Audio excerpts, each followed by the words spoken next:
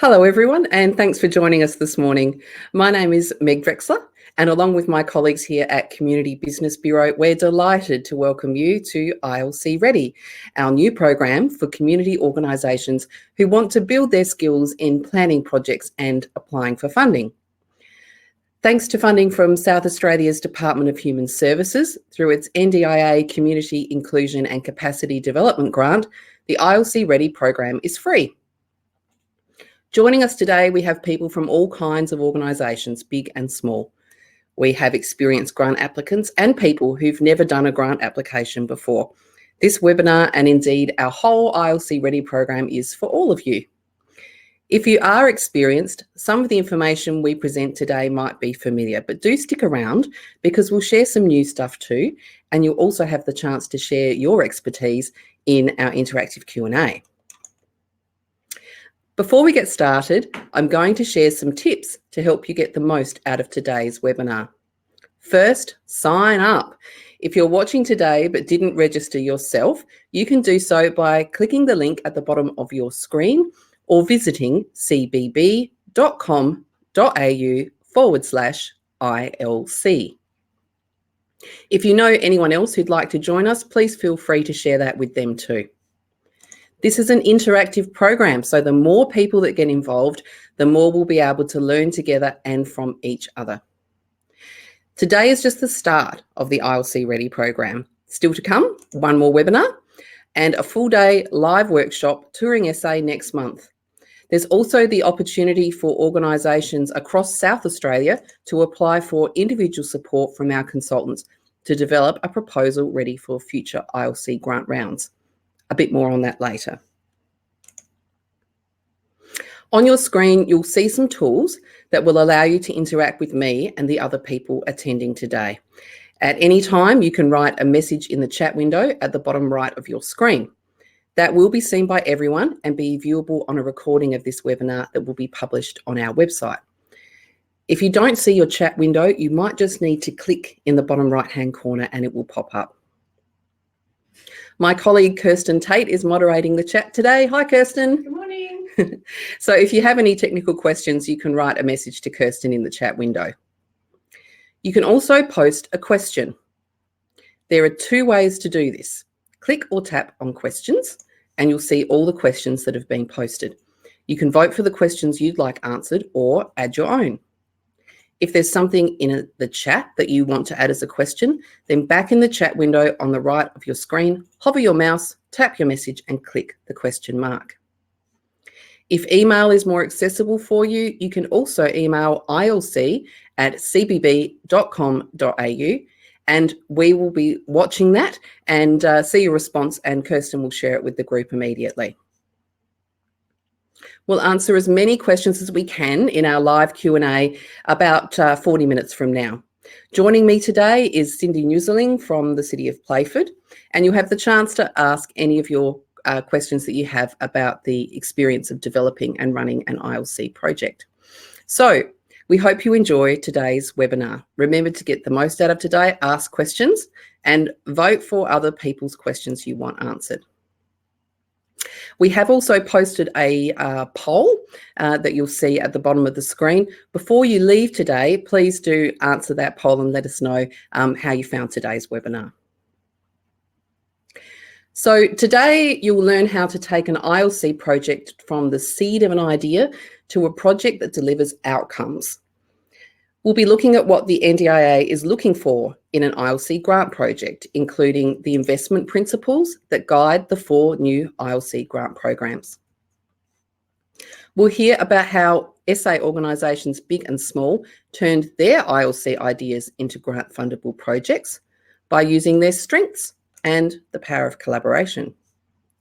We'll also look at how the NDIA assesses grant applications and a few of the key things they're looking for. Last webinar, we looked at the big picture of the ILC and went into detail about each of the 4 new ILC grant programs. If you missed that, you can catch up by visiting cbb.com.au/ILC Ready and clicking on webinars to see the recording. First, a little refresher. 4.3 million Australians live with conditions that, if unsupported, cause disability. That's about 1 in 5 of us. So disability is actually very common. Everyone has a part in making Australia a place where everyone has a fair go, regardless of their ability. And for that reason, funding for ILC projects is open to organisations and businesses of all kinds who want to make Australian society a better place for people of all abilities. ILC is part of the National Disability Insurance Scheme, or NDIS. Many people with disability will get the support they need from the mainstream systems we all use, like healthcare and education, and from informal supports, like friends, family, and community groups. Some people need more specialised support. They are the 460,000 Australians who will have an NDIS plan. People can use the funds they're given by the government in their NDIS plan to buy the supports they need to live well with their condition from anyone they choose. The NDIS has partners in the community. In South Australia, the partners are Kudos, Backed Care, Mission Australia and Feros Care. These organisations are the first point of contact for any of those 4.3 million Australians with disability looking for help. The NDIA also provides ILC grants to organisations and businesses to do ILC projects in their communities. That's what we're talking about in this webinar series.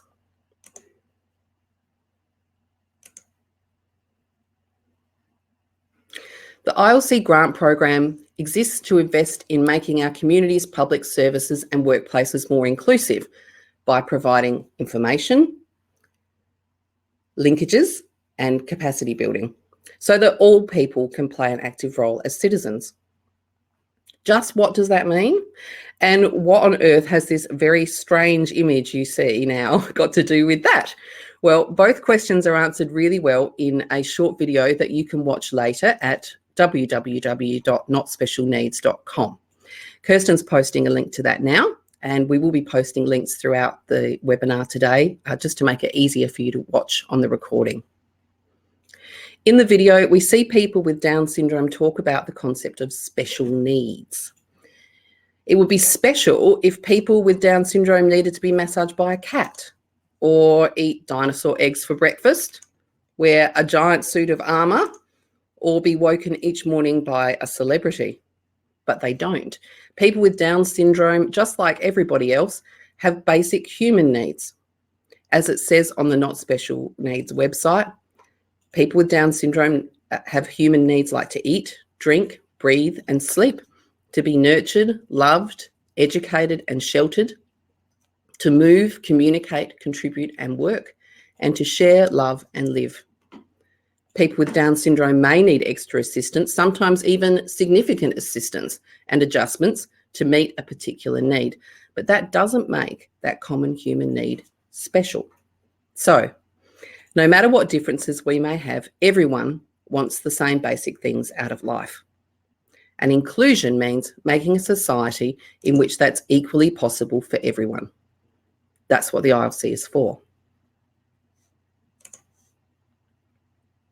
The NDIA's ILC grant strategy towards 2022 has 4 programs: the Individual Capacity Building Program, the National Information Program, the Mainstream Capacity Building Program, and the Economic and Community Participation Program.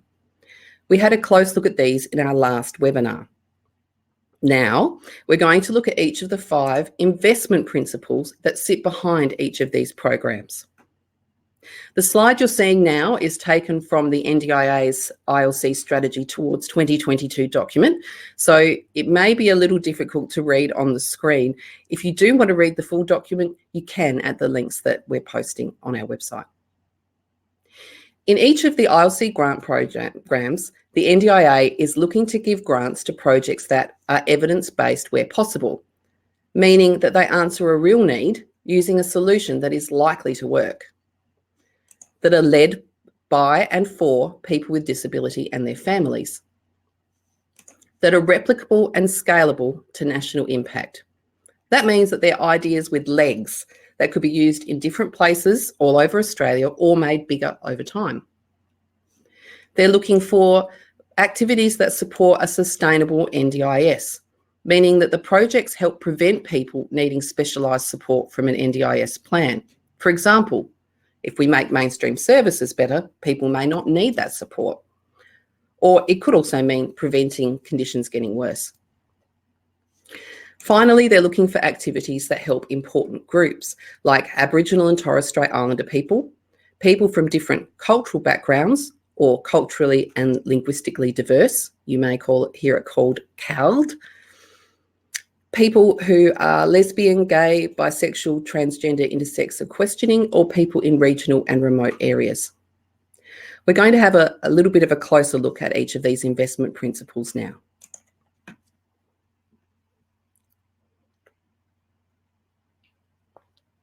First, evidence-based defined outcomes.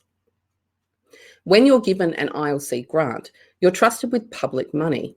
That's money that belongs to all of us. So the NDIA, as a government body, is looking for projects that are most likely to solve a real problem.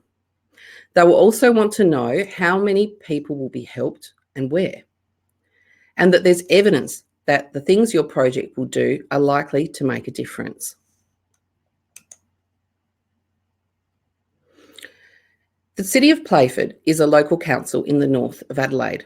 In this area, there are many people with disability and many people from different cultural backgrounds.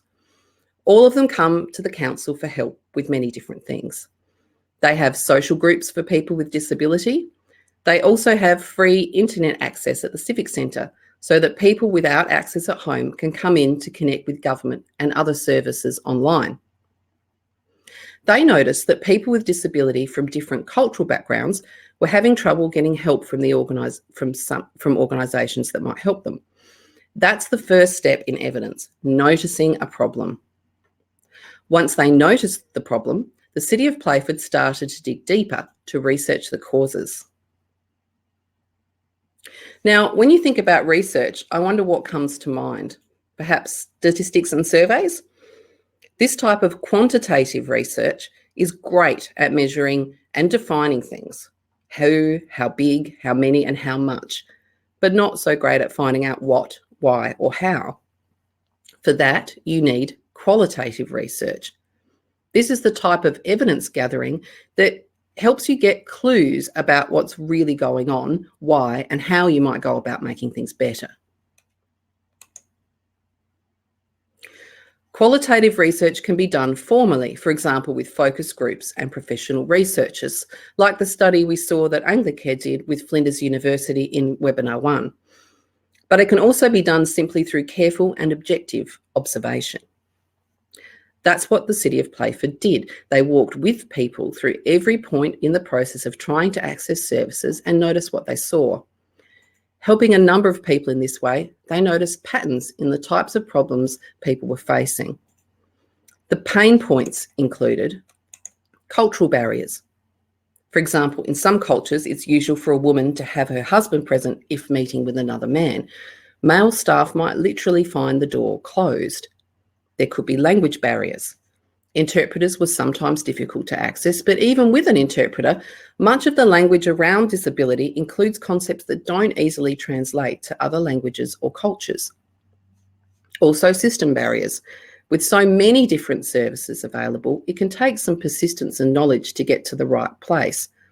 After being redirected, people already facing language and cultural barriers were losing hope. City of Playford then tested their assumptions by reaching out to other councils in the north, the local office of the Department of Human Services as well, to find out if they'd noticed the same things. And they had. Together, what they realised is that all these pain points had one thing in common. They were happening at the front line across many different service systems. To make a change, City of Playford, City of Salisbury and the Department of Human Services decided to work together by applying for an ILC grant to create a CALD, or culturally and linguistically diverse, toolkit for frontline staff working across different social services. Their aim was to empower the first person in the front line to work around cultural, language and system barriers so that the person seeking help would get what they needed the first time. Having understood the problem to be solved, they needed to show the benefit to the community in solving it. For that, you need to be able to show the size and scope of the problem. First, they looked for published research for evidence of the problems. They found the research Anglicare and Flinders University conducted. They also looked to the relevant peak body, FECA, the Federation of Ethnic Communities Council of Australia, for existing research. Both universities and peak bodies are good places to start looking for research to evidence the scope of the need. To size the need, there are online tools that will summarise published demographic data for you from reputable sources like the Australian Bureau of Statistics. These tools can even make charts and graphs you can copy, which is great help if you're not a data whiz. Kirsten is posting links to some of those now. Again, if you're watching us live, please stay with us and you will be able to go back and visit those via the recording. Our favourites include the Social Health Atlas, which tracks health and social factors nationally and by area. Profile ID, which provides information from the Australian Bureau of Statistics for specific locations. And the NDIS Demand Map, which gives you information about predicted demand for NDIS services. But sometimes it's difficult to get accurate data when you're looking at a very small population. There just wasn't the data there for specific cultural groups within the Playford area. So the City of Playford and their partners also looked to their own systems for data about the frequency of the problem. In combination, they had a good case for funding.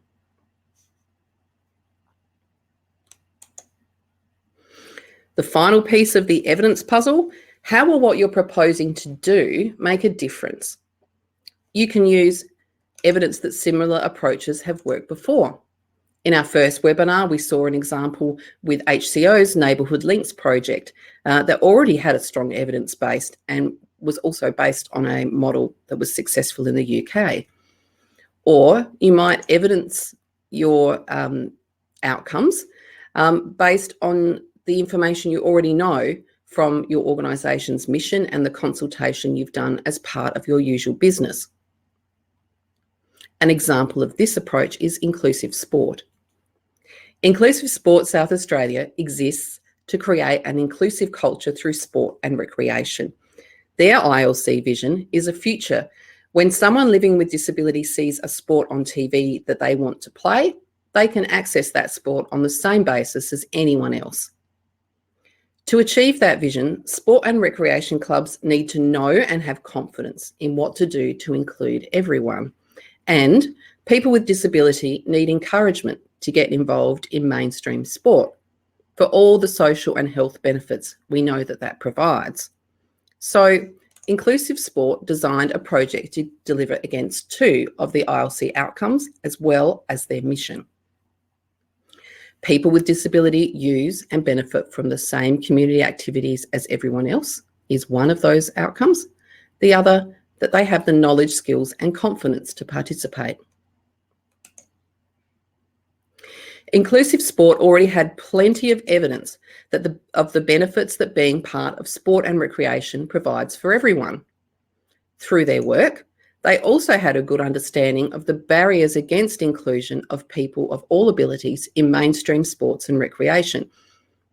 One of the main challenges happens again at the front line, when people in community sporting clubs are unsure about how to include people with different abilities and concerned about doing it right. The result can be that nothing is done to include the person with disability and they end up leaving the club. This knowledge helped them to design 3 activities to deliver against those outcomes for the community, for the sport and recreation sector, and for people living with disability.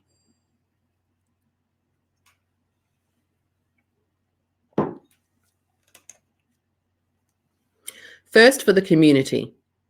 There's a campaign to make the participation of people with disability in sport seen as ordinary life. Last month, a survey was distributed to 10 mainstream sports, targeting general club members, parents and participants to gauge a benchmark of the current attitudes in sport, with the return of some interesting results. That report will be available on the Inclusive Sport SA website in the coming weeks. Later this month, Inclusive Sport will release the Well Played campaign with the message "Play Together, Play Well," to change the hearts and minds of the whole community, using social media to help people see the benefits of including people of all abilities in sport, through stories like Isaiah's that we're seeing on screen now. And Kirsten will share a link as well. You can watch Inclusive Sport's Facebook page titled Humans of Sport in SA for more. For the sport and recreation sector, Inclusive Sport SA met with key state sport administrators about inclusion of people with disability in club sport. They found opportunities to share knowledge, provide training to the sector, and bring together the many great resources that are already available about how to improve inclusion in sport.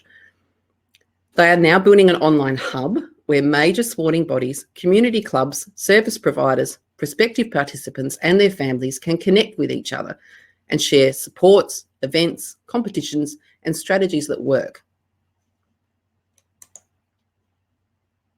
Finally, for people living with disability, there is a self-driven participant advisory group of 6 local and high-performance athletes and coaches with lived experience of disability, as well as resources developed by people with disability for people with disability.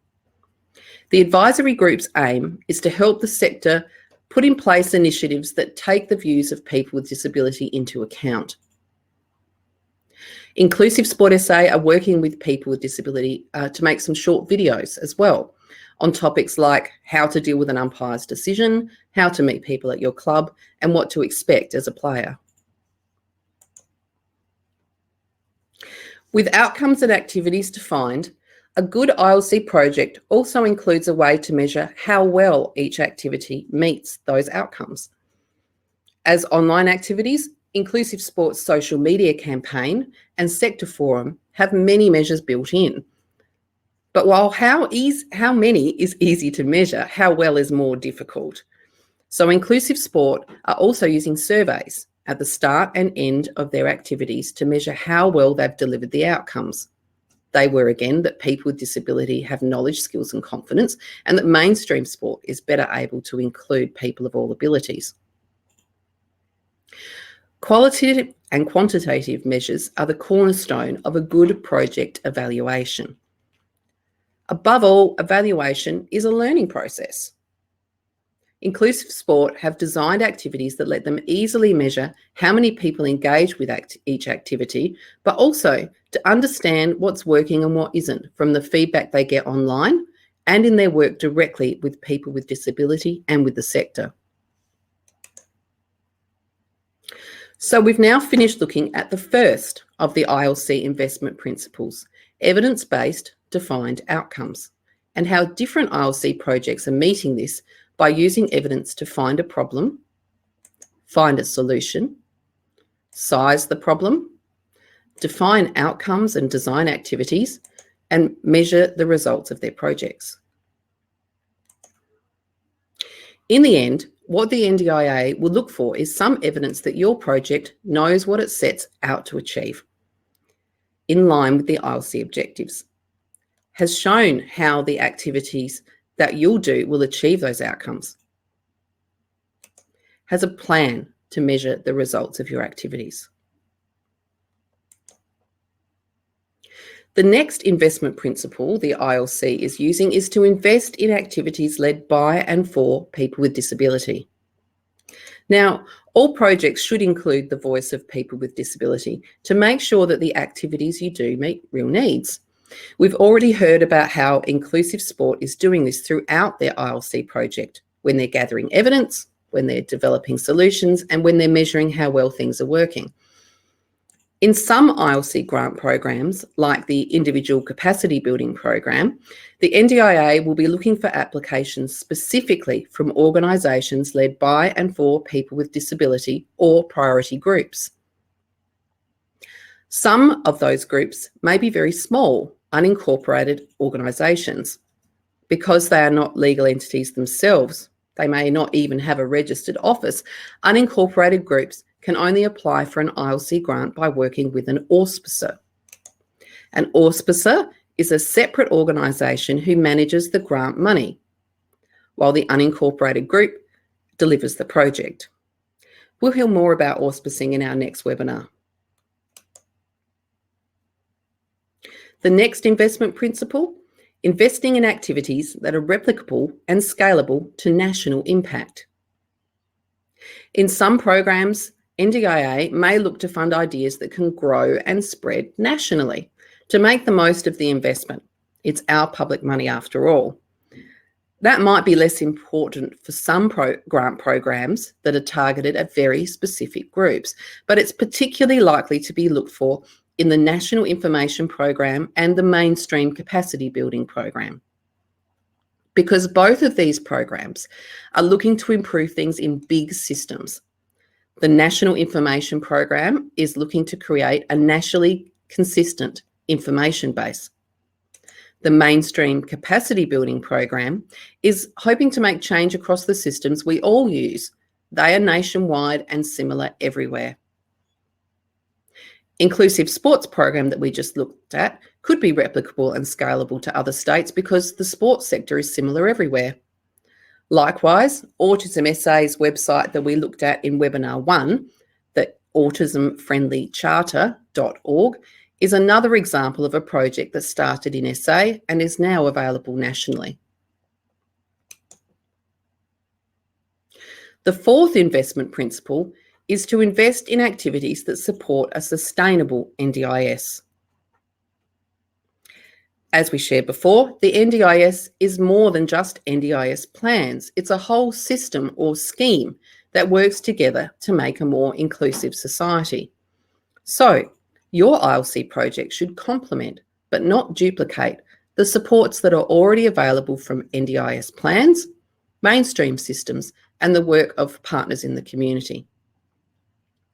Partners in the community include ECEIs, or Early Childhood Early Intervention Providers, and LACs, Local Area Coordinators. The idea behind local area coordination is for each area to have a coordinator who helps people create the life they choose through their own network of support from friends, family, community, and support services of all kinds. The idea started in Western Australia in 1988 and is also in use in the UK. You can learn more about the theory behind local area coordination at the links we're posting now, including the research report you see on the screen there. We spoke with one local area coordinator, Lee Spaven from BapCare, about their role in the ILC. BapCare are contracted by the NDIA to provide local area coordination. In Lee's words, local area coordination is about what is a good life, as determined by the person with disability. As well as linking people with formal support, LACs help people find other opportunities to make a good life in their community. That includes working directly with people who've met the NDIS access requirements to understand, navigate and access an NDIS plan, but also building the capacity of people living with disability to access government services and supports and participate fully as community members, and working with communities to promote social inclusion and opportunities, for example, through workshops and information sessions. Lee sees the ILC as an opportunity to grow a network of support throughout the community and all our service systems. The information, linkages and capacity building activities that LACs do, as well as ILC grant projects, will complement the support that people with NDIS plans receive. ILC is also very important for those Australians under 65 who don't need or get support from NDIS plans, but who will benefit greatly from mainstream and community services that include people of all abilities. For example, a person might not be eligible for an NDIS plan, even though they have a disability, if they're not a permanent resident. An LAC could link them with support available through health, education, multicultural services, and community supports.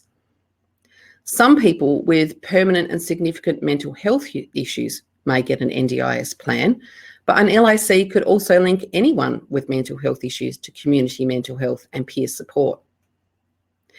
When planning your ILC project, it's a good idea to find out what your local LAC is doing. That might help you understand where there are unmet needs. Making sure your LAC knows about your project can also help when they're linking people up with support. If you think your LAC could play a role in your project, make sure you reach out to them early in the planning process. Don't assume what they can or cannot do. BAPTCare are the LAC for the East and West metropolitan area, as well as the York and Mid-North region.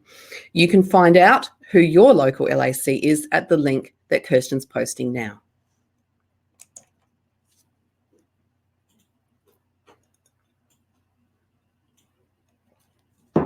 The final investment principle, to fund activities that support important groups. This will be a focus, or it could be optional, depending on the requirements of each grant round. Those important groups again, CALD or culturally and linguistically diverse groups, Aboriginal and Torres Strait Islander, LGBTIQ+, and regional remote.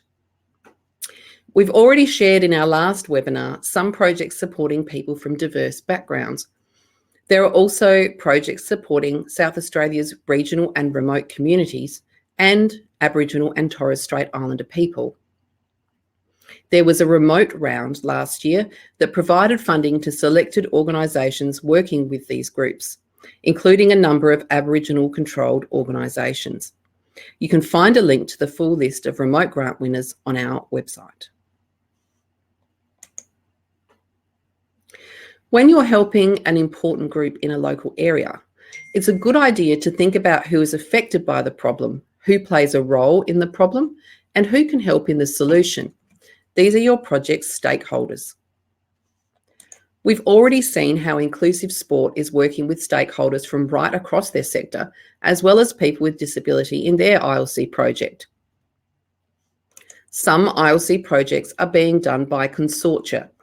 A consortium is a group of organisations working together to deliver different parts of one ILC project.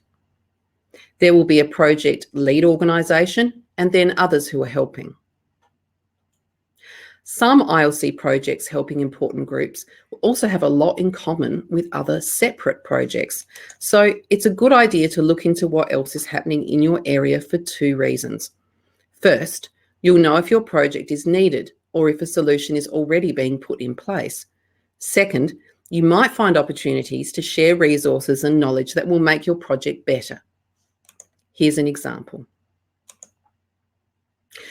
Though they speak many different languages, culturally and linguistically diverse communities face some common barriers to participation, as we've seen. Some projects have joined up with others also looking to support culturally diverse communities to form the Northern Adelaide ILC Collective, a group of 8 ILC-funded organisations together with representatives from local, state and federal government, the NDIA. Disability is one part of a complex mix of social problems faced by people from culturally diverse communities in the north of Adelaide. The members of the collaborative group have come together in a semi-structured partnership because they realise that solving these problems requires a joined-up effort. Having been awarded ILC funding for various projects, they came together to work out how they could work together and make a collective impact. They created a shared vision that services in Adelaide's outer north are more inclusive of culturally and linguistically diverse and Aboriginal and Torres Strait Islander people with disabilities. They've set up regular meetings and project groups that work on each of 4 common aims or outcomes. They also offer each other in-kind support around activities that work towards their collective vision, including each member's individual ILC project. Being part of the Northern Adelaide ILC collective creates shared value in 3 ways. Members of the collective learn from each other's experience. They share resources, avoiding duplication of effort, and the community benefits because a joined-up approach can do more to make services more culturally inclusive. So collaboration has many benefits. The starting point is knowing who your stakeholders are. Collaboration can be as simple as reaching out to your local LAC and your community to understand the problem you want to solve and find a solution that will work. Or it can open the door to working together on a bigger goal of which your ILC project is just a part, like the Northern Adelaide ILC Collective. Whatever approach you take, working with others can help you learn, raise awareness of your project, avoid duplication and maximise your resources, and open the door to other opportunities. When you put in an ILC grant application, it's seen by a few different people. The Department of Social Services Community Grants Hub is where you'll submit your application.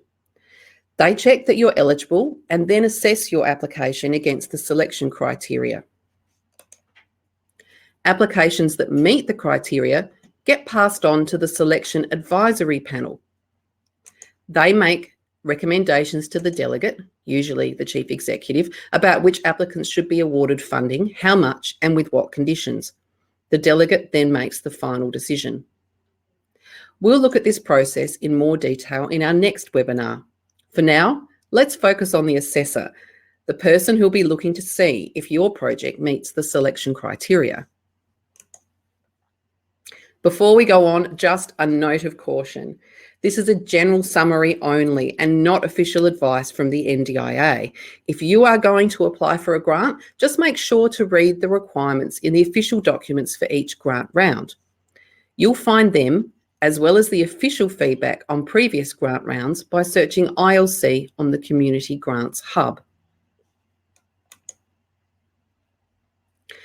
The selection criteria are the key things the NDIA want to see in ILC grant projects. They're different with each grant round. With every ILC grant round, the assessors reflect on the applications they got and publish feedback about what made a successful application. If you weren't successful, you can read this feedback and maybe try again in a future grant round. We've read all the feedback from previous grant rounds, and at CBB, we've picked out the key themes that we noticed. I think you'll agree that we've seen many of these reflected in the case studies we shared today and last week. Assessors want to see eligible activities and information on what, where, how much, how many, and how long they'll last. They want to see your capability to evaluate, resource, and manage your project sustainably. Involvement of people with disability throughout the design, development, delivery, and evaluation of your project is important, and so is engagement with stakeholders and a plan to manage this.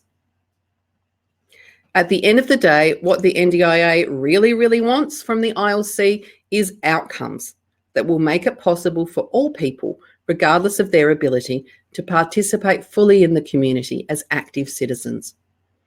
If you haven't already, watch our first webinar in this series for more about ILC outcomes.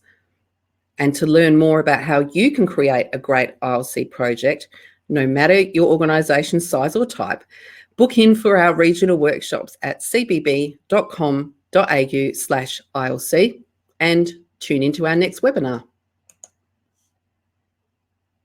We're nearly at the end of today's session. Still to come, our live Q&A. Now it's your turn to talk.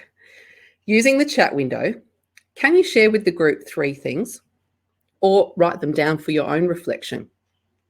What one thing did you like best about today's webinar? What was one thing you learned? What is one thing you'll do as a result of what you learned today? If the chat window isn't accessible for you, you can also email ilc@cbb.com.au. We're watching our email and we'll be able to see and share your response. To help you with your reflection, here's what we covered today. We looked at the ILC investment principles, evidence-based, defined impact, projects that are by and for people with disability, that are replicable and scalable to a national impact, projects with legs, projects that support a sustainable NDIS by preventing the need for people to get specialised support from an NDIS plan, projects that support important groups as well. We also looked at collaboration and finally, what assessors want, remembering that what they really, really want is outcomes.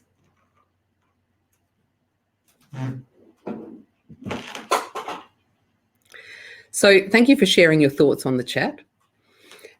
We're nearly ready for our live Q&A with Cindy Newseling from the City of Playford. If you don't have a question yet, stick around and you'll have the chance to listen in or join the discussion using the chat window.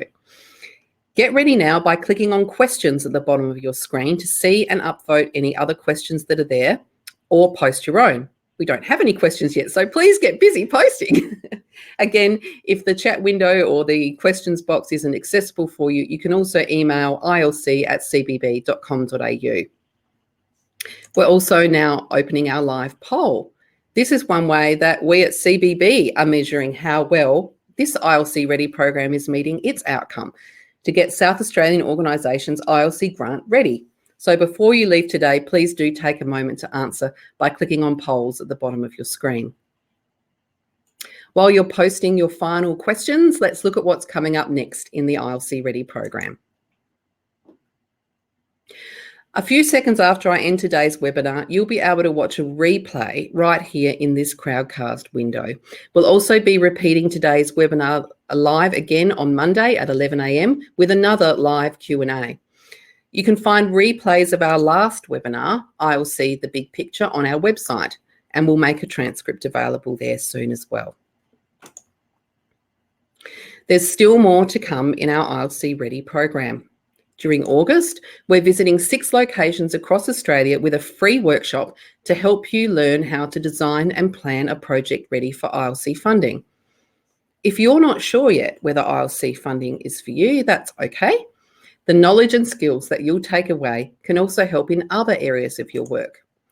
You'll learn about how to design any project to deliver social impact, how to plan and successfully deliver any grant-funded project, and respond to a grant application with confidence. ILC Ready is funded by South Australia's Department of Human Services through its NDIA Community Inclusion and Capacity Development Grant, which means the webinar series and workshop is free for anyone to access.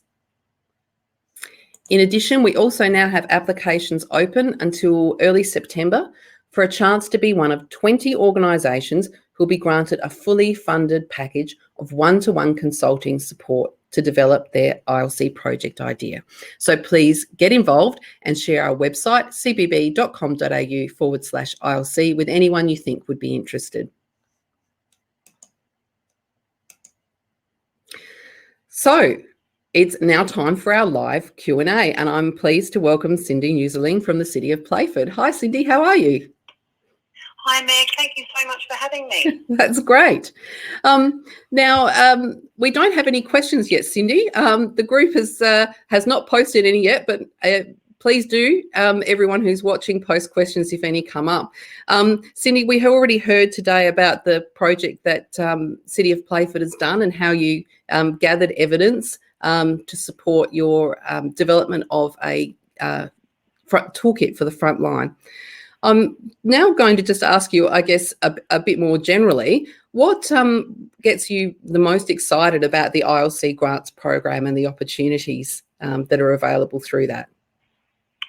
Oh, Meg, look, I think for some of the research that we've come across as part of our project, the statistics show that roughly 10% of the Australian population living with disability will be eligible for the National Disability Insurance Scheme. And so the Information Linkages and Capacity Building ILC grant program is really the key to the future of innovation, being supportive and necessary inclusion for the broader community. And it's really bringing it to the forefront, providing opportunity for people to take risk and explore. And it's just super exciting. So in terms of innovation, I guess, if you had a magic wand and could make one thing change in the world for people with disability right now, what would that be? What would you put in place? Oh, Meg, that's tricky. So I guess personally for me, the change that would be most important would be that people are seen for who they are and not defined by their disability. No longer be considered the other in quotation marks. If we could eliminate societal discrimination, what a world that would be. I think everybody has a role to play in accepting people with disability. Yeah. And would you say that also applied to appreciating that we all have different cultural backgrounds as well?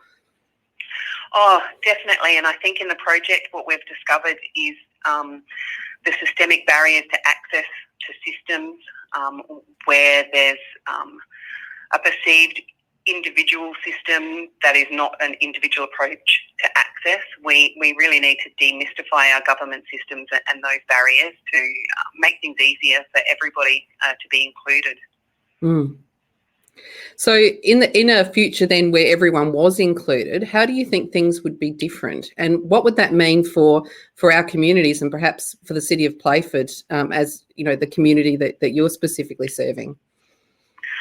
I think about that and I think, Meg, how amazing would it be if families and people with disability did not have that additional pressure of constantly planning ahead for everything, having contingency plans for everything, because they need to know whether there's an accessible bathroom at the venue they're going to. They need to know if there's ramp access to a building or there's braille signage where they're going. It's just already all going to be there. It would be phenomenal. So if we can remove all of those environmental barriers, if people are using a universal design principle, that would be true inclusion for all. And probably, again, I come up against that demystifying government systems as well. That's something that I guess a learning from our project that we're just experiencing over and over and over again, the difficulty that people have engaging in systems for various different reasons. So accessibility is not just about physical accessibility, it's also about other kinds of accessibility, having the knowledge and information and confidence. Yeah, and I think a really key part of that as well is that people in these systems, people facilitating these systems, listen better, are actively listening, are not ticking boxes, are gathering the stories from people and interpreting them into how that then fits the system. And that would make services better for everyone. Wouldn't it? Cindy, we do have one question from the audience now. What has been the biggest challenge in your project? I think the biggest challenge initially was for us to work together with other similar projects to ensure that we were reducing duplication. We were really conscious that we'd been entrusted with this money to support the community in a really great way, and we wanted to make sure that we were going to be providing an amazing product that was co-designed with community and was not just another duplication to tick a box. That has now become an amazing process. We're all working together really well, and so we're kind of a year in and just about ready to launch a training package that we've developed for frontline workers. So I guess the challenge was that delay. So with the collaboration that you have done, did that change your plans at all in terms of what you were originally intending to do with the training package? Yes, it has. So we've been able to work with other ILC grant recipients who have developed translated documents. So we didn't need to do that anymore. They've been shared and everybody can use them. We've also worked with another organisation that produced videos. So again, they've shared those. We've been able to use them. So it allowed us to further research and expand our outreach within community, asking what do community want, what do they need, going on the journey with families, so that we could get a better understanding of the barriers that they're facing, so that this end product is better developed. But I think we've also discovered some really great resources now through these collaborations that we can share and that are being now shared nationally through the I've forgotten what it's called, Multicultural Disability Hub website. Oh, okay, great. Yeah. Well, we might share a link to that in the comments before we go today then. Excellent. Cindy. Yep. We'll find the right link and share that with everybody. Fantastic. Wonderful. Well, thank you very much for joining us, Cindy. Before we sign off today, is there anything else that you wanted to add? No, I say no and then I keep talking. So, Meg, I did just want to say congratulations to CBB and to encourage everybody to get involved, to share this information with your networks, because it's a great opportunity and applying for grants isn't easy. I have experienced that. The operational level can be really stressful and tricky, and if you can have a one-on-one mentor supporting you, I would highly recommend that's an option that you take. Thank you so much. Thanks again, Meg. Thank you so much, Cindy. And thank you to all of you for joining in and sharing your comments and questions today. A big thank you also to our case studies, Inclusive Sport SA, the City of Playford in consortium with the City of Salisbury and Department of Human Services, BAPCare Local Area Coordination and the Northern Adelaide ILC Collaborative Group for sharing their projects and experience with me to share with you today. I do hope you've been inspired. And thank you for joining us, and we'll hopefully see you at the next webinar in this series. Goodbye.